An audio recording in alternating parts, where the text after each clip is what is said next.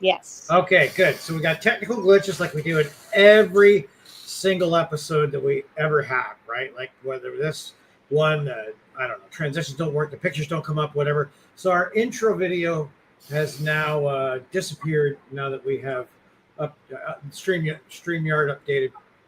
So we're sorry we haven't got the really cool music and all the cool pictures, or even if people call things cool anymore. So you just got us. That's it. It's all. So we have a podcast tonight again about things that I really know nothing about. When it comes to the world of the paranormal, me and my ilk, my team, really have focused mostly on the haunting side of things. You know, I don't even branch out into a lot of things in haunting, like whether that be like psychometry, haunted items or whatever. But one of the things we don't get into too much are like cryptozoology and ufology, any of that stuff. I guess maybe it's just not practical to do it where we are. I don't know. But we have a guest tonight who's actually from a fellow CHAPS family member team. It's a long acronym, so I'm going to see if I get it right. The South Carolina Paranormal Research and Investigations. Braden Talbert, about 20 years into his field of study. He's kind of their crypto guy, formerly into Sasquatch, Bigfoot. There's probably Yeti. I don't know how many words. I'm probably comparing, and all the people out there that are into that kind of character are getting angry with me because I'm modging up all the words that we use for them, the euphemisms. So I'm gonna say Bigfoot and Sasquatch because that's what we do. I'm gonna stop for a second before we bring Braden in. I know he's hiding in a little hidden room we have in Studio A. We have had kind of like an ups and downsy break with the podcast. Fiona became a mother and has a baby now, that was my 11th grandchild. Wow, right? Growing like a weed already. I think he's almost 3 or 4 now, and ready to go into kindergarten. We also had our CHAPS family reunion in Gettysburg, which was amazing. Had a great time. We went to, where did we go? Randolph. Where were we? Randolph. We were at the Randolph in Indiana, worked with RVPRI. Had a great night. Had far too many beverages of an adult nature. That was the night before the investigation, not during the investigation. Don't play that. No judgment. No judging. You can hear my chair creaking, don't you? I'll buy you a new chair for Christmas. Okay, please, would you? This is for 15 years old. So you know what? It's been a productive couple months, and we have an investigation coming up at Sir John Johnson House again in September. 4th time we've been there. And this investigation, we're not doing it the way other investigations have gone. We're going completely opposite. We're doing Bizarro World chaps, where we're going to be using everything from Ouija boards to spirit boxes. Oh, it makes me sick thinking about it. If somebody has an ovulus, bring that damn thing along. So it's going to be outside. It's going to be like the unscience fair. And this will be the first time I have not slept over, which, do you know what? I actually am not upset about because I don't sleep anyway when I'm there. I am up till about 4 a.m. and then you're up by 7 anyway. So I basically get the worst sleep ever. Yep. So do you know what? It's probably not the worst thing. I'll probably leave around midnight, and usually by then the investigation is dwindling down anyway. So yeah, it's only 3 hours from my house. So yeah, and anybody in other states and other provinces, we do investigations. Our average drive to an investigation is about 4 to 6 hours. Yeah, lots of crappy hotels. We did during COVID we did a lot of local ones because we weren't traveling. We did a lot of Bowmanville and Ajax and Whitby and all the local surrounding areas. But yeah, I think in the last 2 years, I'm pretty sure we've driven more than 3 hours for almost all of our investigations.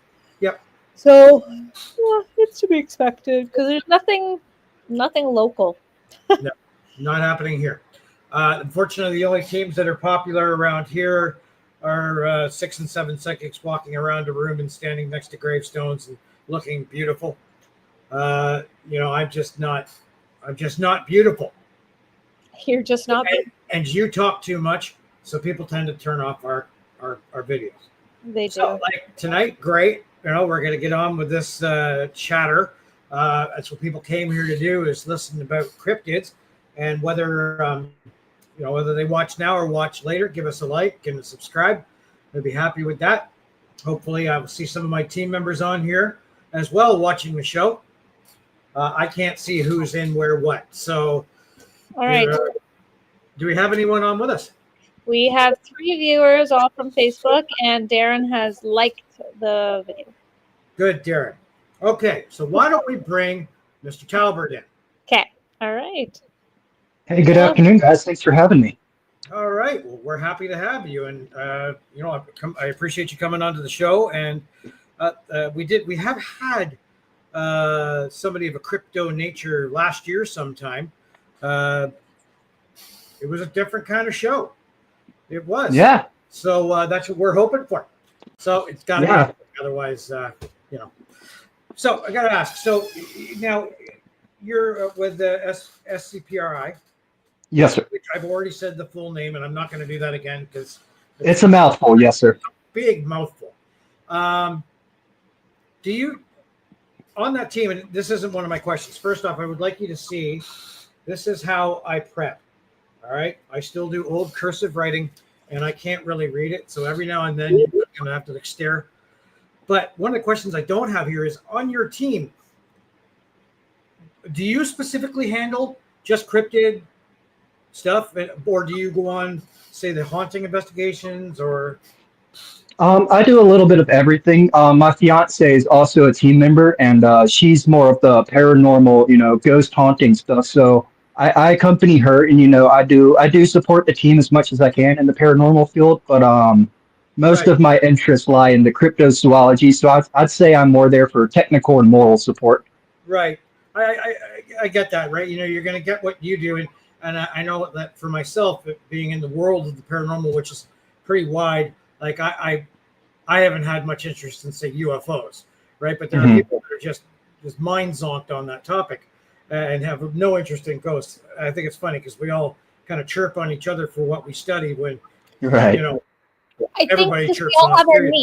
We all have our niche. Is that we've had team members in the past that are very emotionally driven in their spirituality and the way they are feeling things, and then like you're very pragmatic about it, and like Braden more of kind of the crypto part, and like why put you could be moral support, but you're not gonna, if you're not interested in the paranormal as much as crypto, like you're not gonna put all your emotional So it's worth to mention here that Braden was also a serviceman, and you're a bushman. Like you've grown up quite literally, backwoods type experience. Yes, sir. Yeah. See, yes, sir. A lot of us are so for myself, I'm a suburbanite. I wouldn't call myself a big city guy. I'm, you're a couple 100,000 people in a town. But I'm not a particularly fantastic when it comes to the bush. I'm sort of adult. So I have to ask you, the first question I have here is is there a specific event that brought you to whatever the euphemism is that you use, Bigfoot investigation? So getting into Sasquatch, Bigfoot specifically, is there something happened in your life that drew you to that? I'd say it was and Bigfoot, Sasquatch, whatever you want to call it, it's fine. There's a million different words, but I'd say it was the perfect storm of many ingredients. Growing up, I grew up in the Boy Scouts and hunting, and then I had an uncle that ran a nature park. So I was privileged enough. I grew up very close to animals, and I grew up very close to a lot of predatory animals, which is where my love for kind of the more mysterious kicked in, because I grew up around a lot of bears, a lot of cats, and watching them hunt it gave me such an incredible appreciation for the stranger things in the woods. And then I was a huge nerd as well growing up, so lots of books. And then I've actually got, it was Sasquatch Meets Science by Dr. Jeff Meldrum. I believe I was 12 years old, and I checked it out at the school library, and it's been a love fest ever since. It's wicked. You know, it's funny. Sometimes it grabs you. It grabs you at 12. I got involved with it actually through martial arts training. And very cool. My sensei lived outside of Gettysburg, and he took me to Gettysburg, and then we had an occurrence happen, and it was like I was 24 years old, and like that's incredible, right? And it got me going. It's funny, it gets you just at different points and times in your life. So how does one come to find a team to investigate with, or do you just start going out on your own, like with your own self-prescribed investigations and develop your own method and grow that way? For me, I did a whole lot of years of solo work, probably 15 years of solo work, just to kind of, because it's very hard to get your foot in the door with a good team, because, you know, I'm not here to throw shade, but there are so many teams out there that don't take this scientifically. And so I was very skeptical of branching out. And, you know, I've been lucky enough to work with some incredible teams. And then I found the SEPRAI, and it's kind of, they give me the ability to do what I need. You know, I don't want to sound full of it, but it's very difficult to research. Because, you know, with ghost subjects, you know, you're in a house, you know, with it, you're in a set location, and it's very difficult to find a group of people that are willing to go into the woods at 2 a.m. to search for an 8-foot ape, you know. So it was a lot of solo work until, once again, just my story's nothing but dumb luck. You know, I stumbled into the National Wood Ape Conservatory. They work out of, I believe, Kentucky. I've had the opportunity to interact. If you've ever seen the show Finding Bigfoot, I've interacted with the Finding Bigfoot team a little bit, and then my own team. But it's a lot of sending emails and sounding a little bit crazy until something hits to find the team, if that makes sense. Yeah, no, I understand that a lot. Yeah, because even when I started investigating, you know, I kind of bounced around with a couple groups, and you're right. You got to get somebody that kind of mixes with your chemistry, and yeah, there are definitely more than a few charlatans out there, and a lot of people that are have their basis in I don't know what I want to call it, content creator videos. I guess that's what it's called now, but you know, they're more interested in the show than the research. Very well said. I imagine that's involved in a lot of other things, which is, I mean, frankly, you know, we've had producers approach us and really, I mean, after they kind of have a discussion with us, I think they realize that, like, our brand of investigation really, it doesn't fit that, I don't know, television video audience, right? So, I mean, yes. I have seen a number of the cryptid shows out there, and it's strange because I don't know if say, and maybe this is probably a question that's going to lean in from that question, if we'll say that we're just going to go specifically with the cryptid side of things. You know, obviously you've got like Mothman, Dogman, I don't know, Puppy Wings, whatever. Do you, as a lot of those investigative units of different cryptid lore, do you collab at all, or do you kind of all stick to your own kind? I'd say friendly cooperation, not much actual research, but especially for like a lot of festivals, you know, you'll have the Sasquatch guys, you'll have the Dogman or Werewolf guys, you'll have, especially here in Appalachia, you'll have a lot of the Mothman guys. And so a lot more on the folklore side do we work together, you know, because that's part of it, is getting kids interested in the subject. So, you know, the scientific route only works so far, and that's where I really appreciate, you know, like the Mothman, the Dogman, whatever. Whatever. It's the fun part of it. Yeah, it's definitely the one thing that's kind of attracted me to the cryptid side of things is it's a really a huge cacophony or whatever of really different topic matter that you could follow through to, right? And you're right. If one doesn't shake your tree, then There's like 50 others. Mhm. So, like, tell me then, like, I'm going to kind of go into like what are the tools of the trade? And I'm just kind of figuring out like what's similar and whatever to say what we use, say in the haunting research, ghost research. But like in general, like what kind of tools of the trade would you take with you on an investigation? Some that may differ, some that may be the same. Yeah, so that's a really good question. A couple of the similar ones. I use a lot of audio recorders. So like something that I can just throw in my bag, throw in my pocket, and then if something happens, I'll have it running, very similar to ghost hunting. I don't have any with me to show you, unfortunately, but we use a lot. It's so our paranormal investigation team, we have kind of these thermal FLIR units that hook the phones, and we use very similar, just big, humongous hunting versions of them. Let's see what else. I think that's where the similarities end, but yeah, audio recorders, thermal recorders, definitely a good pair of boots. I've had a couple people show up to come look with me in tennis shoes, and I would not recommend that. Yeah, to be prepared to go bushwhacking.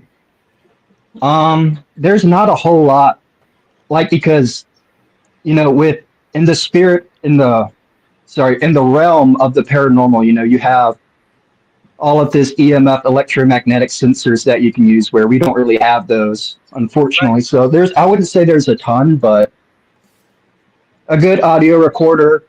I mean, thermal devices are expensive, but they're starting to come down, and a sense of adventure, I'd say, is what you really need to get into it.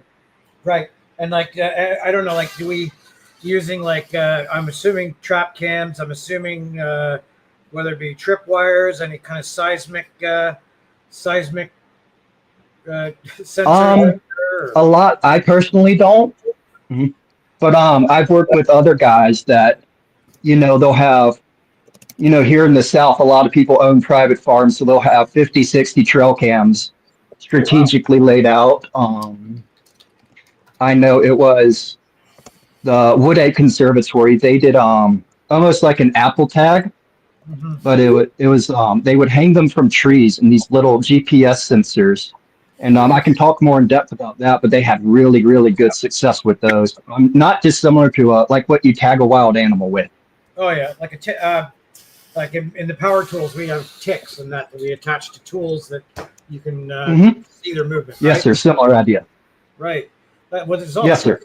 Yeah.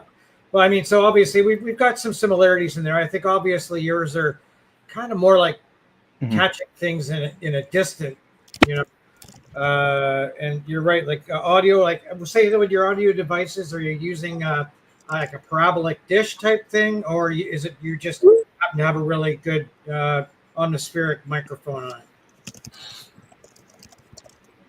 I've messed around with dishes a little bit. The problem is you just get so much interference in the woods. So what I really like is just those like the, I don't remember what they're called off the top of my head. You can get them off the Amazon, just like you're recording a conversation. Because all I really want is something to record what my ears would hear. Of course. Because it's so difficult to zone in on a specific sound with a parabolic dish. We've tried it, and we just haven't found much success with them. Right. Yeah, we've monkeyed around with them too, and you're right. And unfortunately, what ends up happening too is that you kind of focus too much on one thing rather than living it. Like you're there. I remember, I don't know, moons ago, kind of similarly, we had invested in some really, really high-end video cams, like shoulder harness video cams. Oh, wow. And we spent so much time on certain investigations, setting the scene right, getting all the settings right, that we weren't investigating, right? We weren't there. Like we always do things pragmatically, but you want to feel an investigation, and we weren't. So I can imagine the same deal. If you've got too much shit that you're having to, articulate, you're not really focusing on what might actually be there. I would also hamper to think that if something was there and you've got so much garbage that you're working with, it's going to detract them probably to stay away, right? Like I guess, not being a Sasquatch myself, I'm like 5'5", no freaking way. I'm a woodman or whatever they can be called. Wood ape. That was the word I was looking for earlier. Sir. So, like regionally, just off that cuff, what would you use what would you say in your area? What would you call them in your area? So in my area, it's a lot of, Bigfoot. I live very deep in the southeast, so there's a lot of Bigfoot walked across my deer farm. We've got more local, we've got wood apes. We have here in the south, like more Florida, Georgia area, we have what are called skunk apes, which I believe this is all the same species, just kind of like a Belgian Malinois versus a Dutch Malinois. It's same thing, just different words. But yeah, and then if you go to like certain towns and stuff, you'll have like the rock ape, you'll have the monkey devil, but there's a million different ways to call them down here. But generally, if you say Bigfoot, most people will be like, they'll get what you're saying. Okay, so we're basically talking big, tall, hairy, not person. Not so bipedal. Yes, sir. Bipedal, right? So, oh, that's interesting. So, like, what is your process to start an investigation? What gets you thinking that, like, in this bush over here, we've heard accounts of whatever, this is what we're going to do, whatever, like the process, like for us, a family, most times a family will contact us and say, this is what's happening. And we get back and forth the interview process, and then we build the case and we go and do it. But like, how does it happen for you guys? What's your process for that?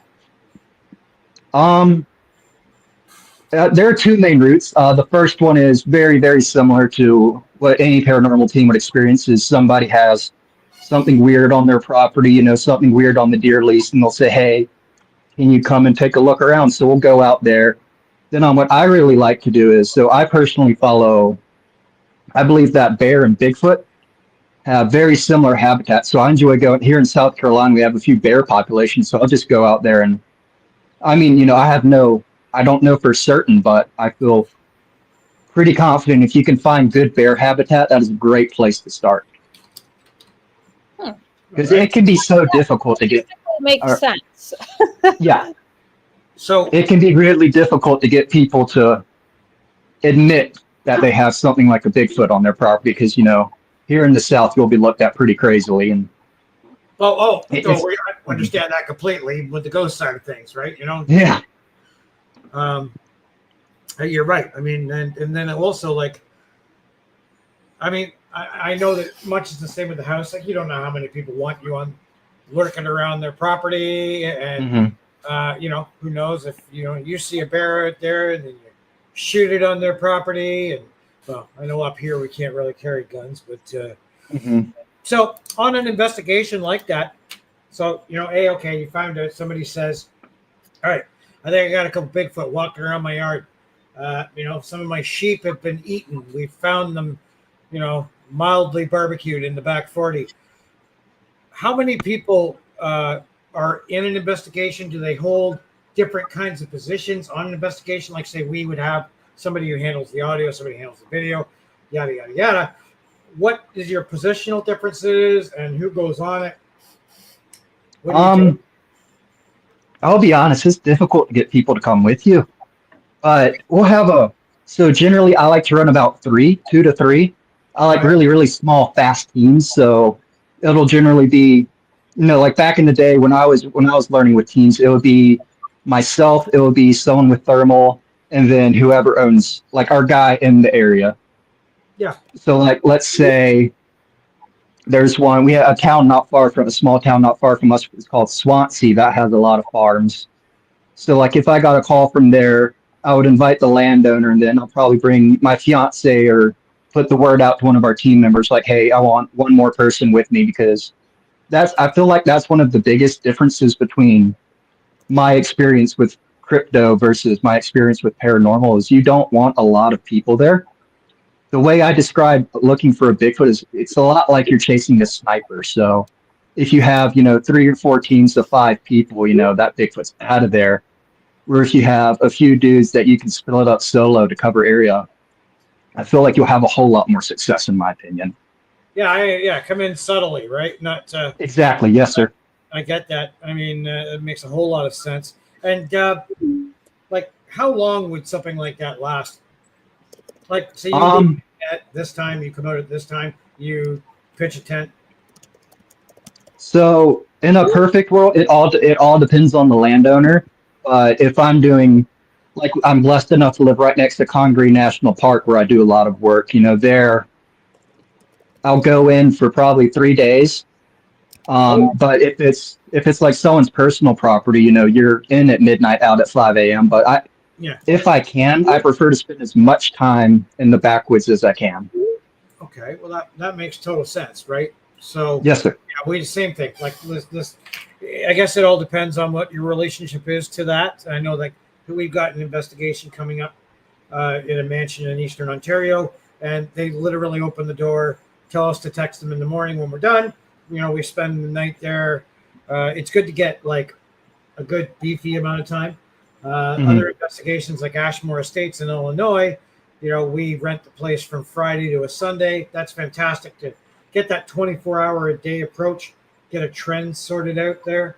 And exactly. that would be wicked, right? And you really, again, want to, I understand the not having many people there because you want to get a feel, right? Like, just forget the devices for a few minutes. Like, there's no better device than you, frankly. I mean, like somebody with some discerning skills, like not freaking out over everything, but like you really are your best sensor, right? So all those other devices are just to collaborate what your sensations are. I agree with that because any investigation we've been on, anything we've felt, anything that we've heard that is like undeniably true has never been able to be truly recorded.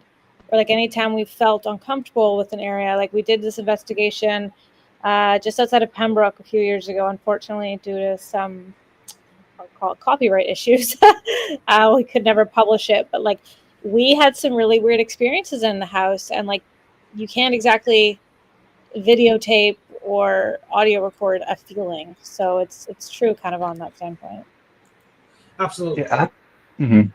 I feel like you hit it on the head. I mean, it's very difficult to catch the vibe on equipment, and that's that's what I feel like most of anybody looking for anything weird. It's all about finding the correct vibe, in my opinion.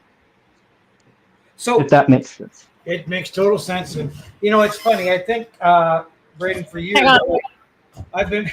Boy, Fiona and I are just jumping in and out.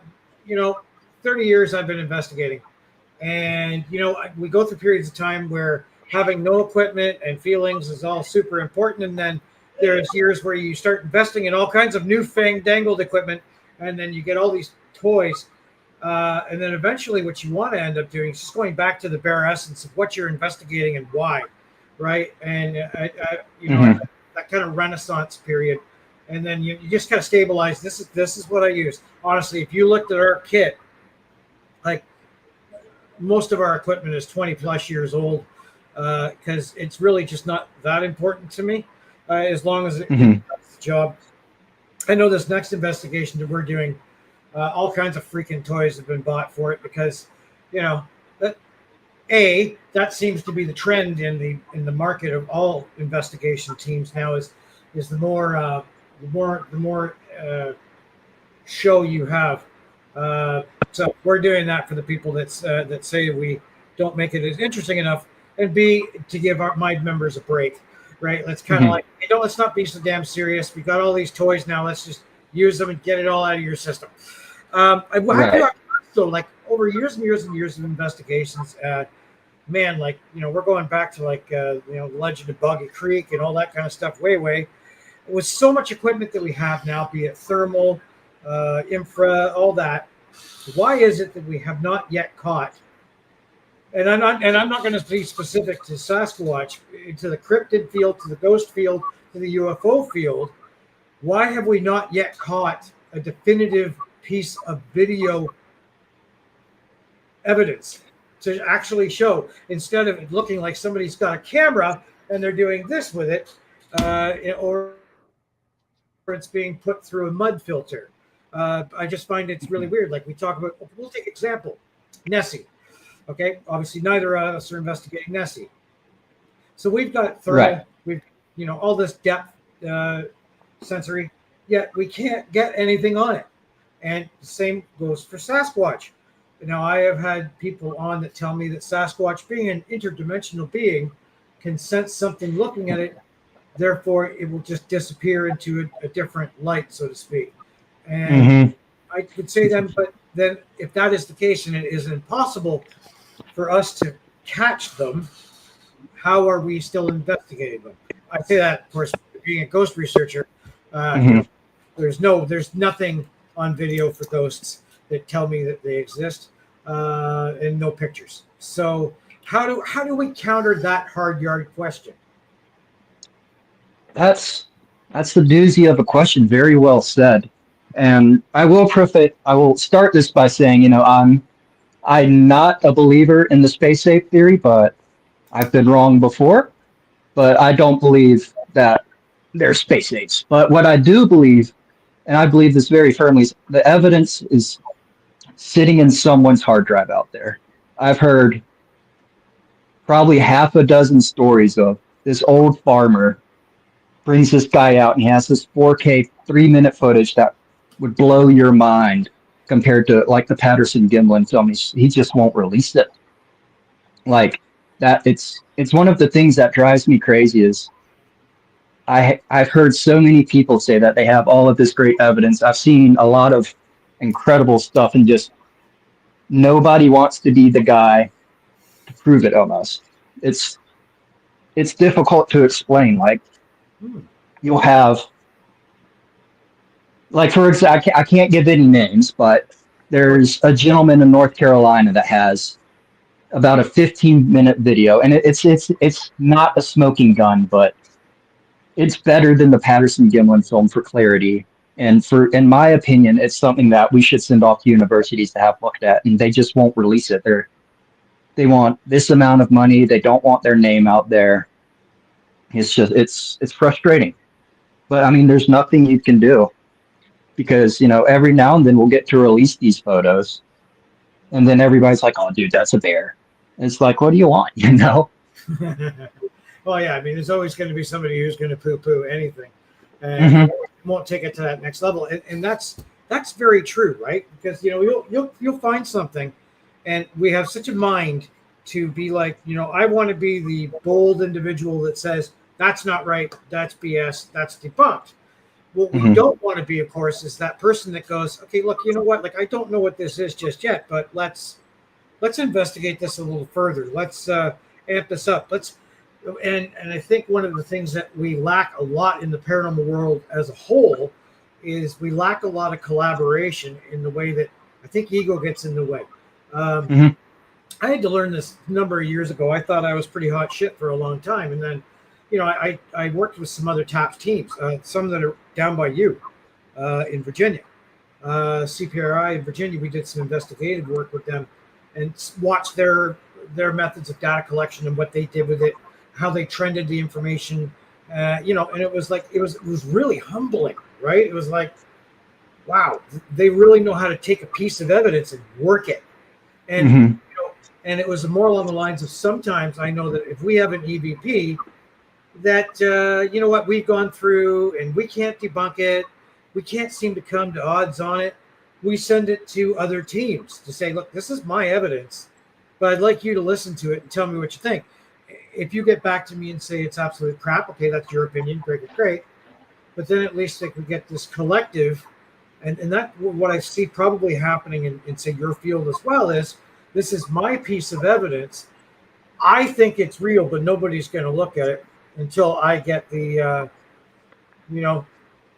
whatever it is, the credit for it that I do deserve. I'm not going to work with other people to see that, this group and this group have given credence to this evidence, and maybe this one here disagree. People don't want to get out there and collaborate with other people, and that's a shame, because man, you could blow the lid off it, and now you've got people that are willing to invest the time and money into doing it. Like I do it. I got to be honest. I'd love to try it. I really would. I'm not sure how I would be in the bush.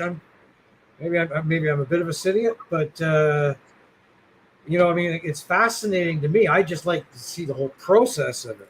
Like, what would you say? So my next question is like, you don't have to show me, but like, can you describe your most compelling piece of evidence that, like, every now and then, in the ghost hunting world, we will all go into a lull. And then you get a piece of evidence that will just inject you right in the ass, and you get right back into it. What is that piece of evidence you have that you go back and listen to, look at, watch, look, whatever, and say, man, okay, this is why I'm doing this? That's a great question. And it's one of those questions where you would love to be able to pull out, a video, a photo, but I just don't have it. So what I do have is, so there's a couple pieces of, they're not my evidence. They were gathered by other people, but so if your audience wants to write this down, it's called the Mayakan 8 photo. That is Myakka 8. It was taken in Mayakka, Florida. And what it shows is, in my opinion, it's a skunk ape. It looks a whole lot. If you could imagine if an orangutan could stand up and was not happy. And I'm not doing it any justice, but for me, I'd say next to the Patterson Gimlin film, which I'll speak on here in a second, that is it for my personal evidence. And then going back to the Patterson, if you'd like, I can give a quick backstory on the Patterson Gimlin film. Please do. Excellent. So in the original horsemen, the dudes that were out in the West before there were cities on horses, it was Bob Gimlin and Robert Patterson, I believe Gimlin and Patterson in 1967. I'm sure you've all seen it, the famous Patty footage. Right. And then frame 352 is, I'm sure you've all seen it swinging its arms, looking over its shoulder. That's frame 352. And I'd say that's my golden standard piece of evidence. It's been put through the ringer by everybody, special effects, costume guys, XYZ, and nobody's been able to disprove that. Okay. So as far as like hardcore, this is a video and or picture of Sasquatch. Those two are, in my opinion, the golden standard. And then, unfortunately, my own experiences have been me being scared to death in the woods at 2 a.m. with nothing there to prove it. But up in the upstate, in Kings Mountain, right on the North Carolina, South Carolina border, we have a park called Kings Mountain. And this was, let me look at my notes. You'll have to forgive me. I don't have a very good memory. I have to write everything down. It was 2018. And it was, I don't want to say I saw a Sasquatch, but I can't say I didn't. I was walking down. So it's hard to call it mountains when you have the Canadian Rockies, but the Appalachians are big hills. And so it's very hilly. I just come over the top of a hill and I just had something walk across the road on me. And it looked like a humongous golden retriever colored gorilla. And it's one of those things where I've beaten myself up to death about not having a GoPro or something, but I'd say that was my smoking gun moment. And then I also believe I've been infrasounded before, which is, it's hard to, sorry, I don't have a biology degree, so I'm very bad at explaining what infrasound is. But so large predators like, lions can do it, tigers, right. Maybe not lions, but tigers, whales, they can produce this. It's like a very low rumble, and it messes with it paralyzes you. It does something weird with the neurons in your brain. Right. But they paralyze their prey. So I sound stupid trying to explain it, but I believe I was hit with infrasound because, I'm not, there are dudes that can push the heck out of me, but I'd say I'm okay in the woods. And it's the first time in my life I've ever had a, oh my God moment. Like I didn't see anything. I didn't hear anything. I was sitting there and fear like I'd never felt before hit me. And the only thing I can think of is I got infrasounded. Huh. That's fascinating. So it was wild. Else to play with. Mm-hmm. Great idea. So sorry, my little runaway, my child took a spill on his little own. He jumped off her bed. he can't even walk. Jumped, aka he rolled off the Fell. bed. He Rolled off the bed. yeah. Where's your husband? Well, he was reading a book to him, and he decided that the floor seemed more interesting. But all I heard was a thump, and then crying, so I didn't know what happened. So. Well, I did the same thing when you were a kid, except I dropped you on purpose. So, now what? Is there any other cryptids that you have a particular interest at all in, like saying, I'd like to check this out? My mom really wants to know about skinwalkers, so if you have any information on them. So for skinwalkers, I've always had a deep interest in the native culture, and so being a guy who's into weird monsters and natives, skinwalkers have always been fascinating. It's one of those things where I don't know if I believe it 100%, but I believe it enough to treat it with great respect because of the stories I've heard. Uh-huh. And I wish I had more to say about skinwalkers, but I'm not educated enough to speak on them.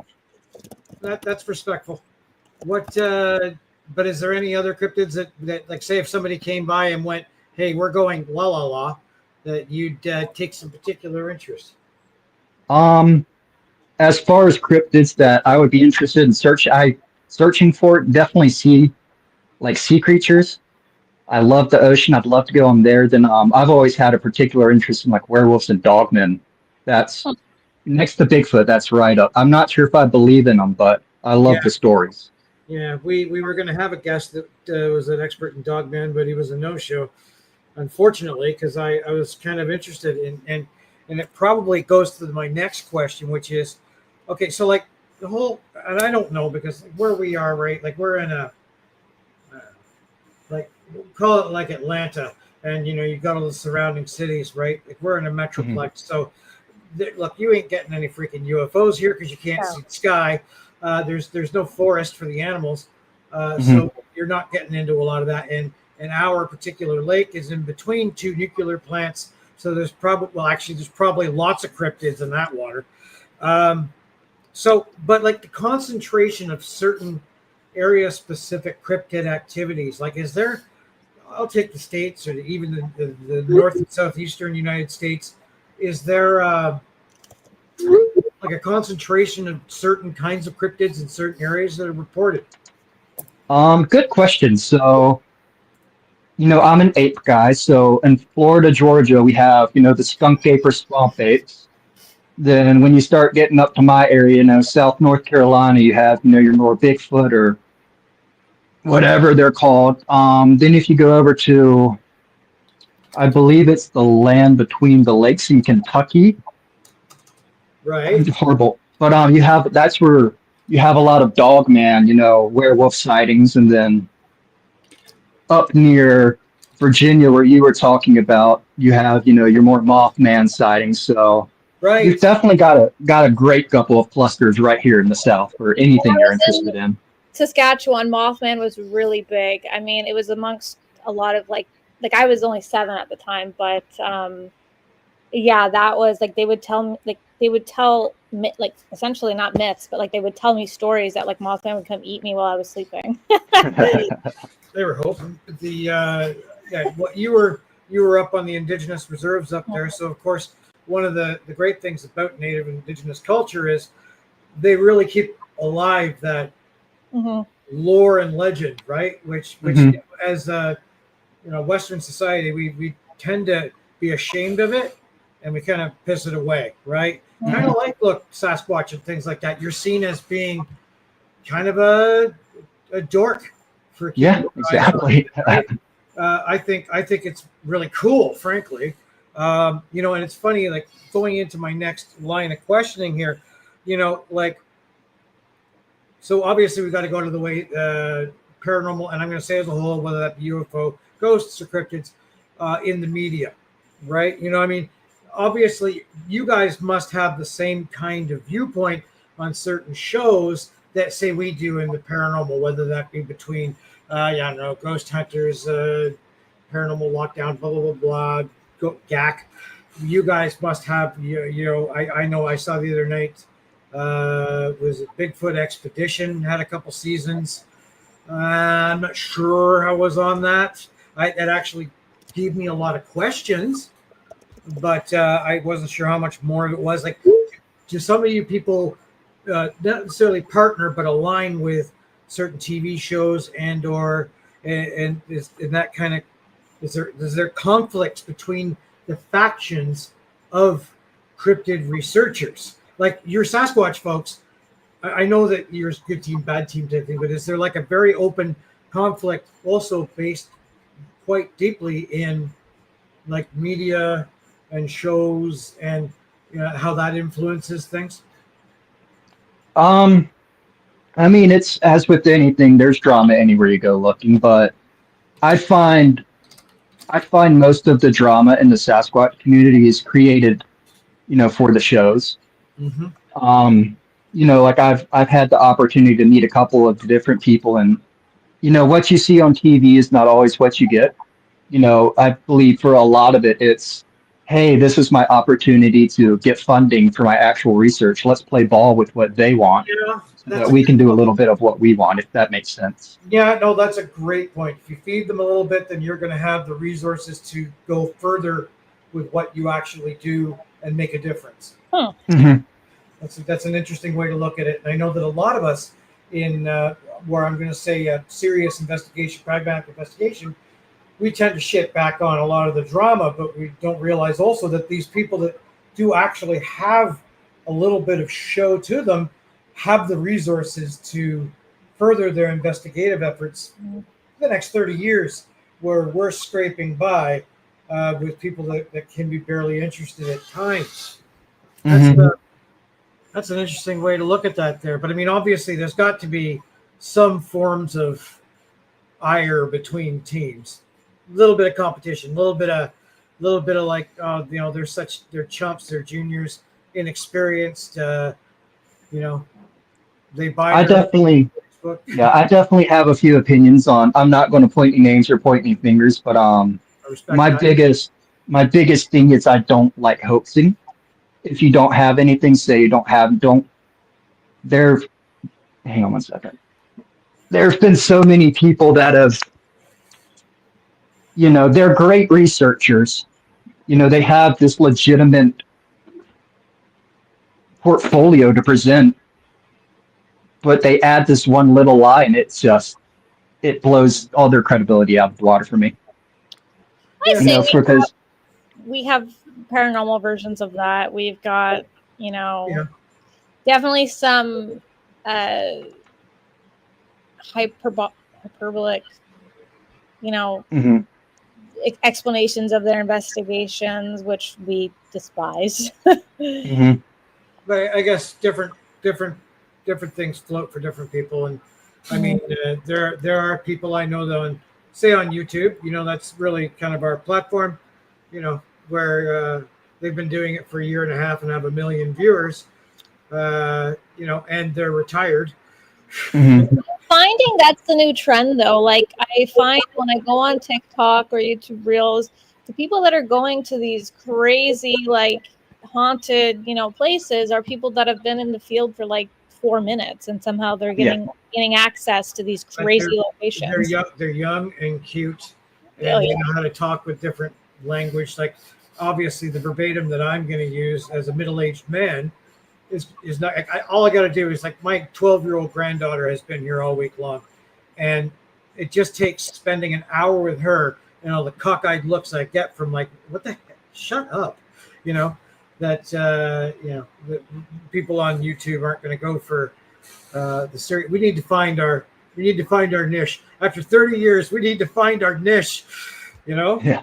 So then I'll say, going into this being the last piece of discussion, you know what? For years, we've been doing this, the podcasts. We've been able to get you cryptid lot online. You guys aren't too bad. Obviously, getting fellow ghost guys, they're all just, I want to be on a podcast, right? I mean, I could have 5,000. I could do 10 podcasts a week and always have a different team on each one. Mm-hmm. Cryptid guys, you're a little bit more selective, a little more into the shadows, but you're willing to stand up, right? Right. As long as we get to what your particular topic is.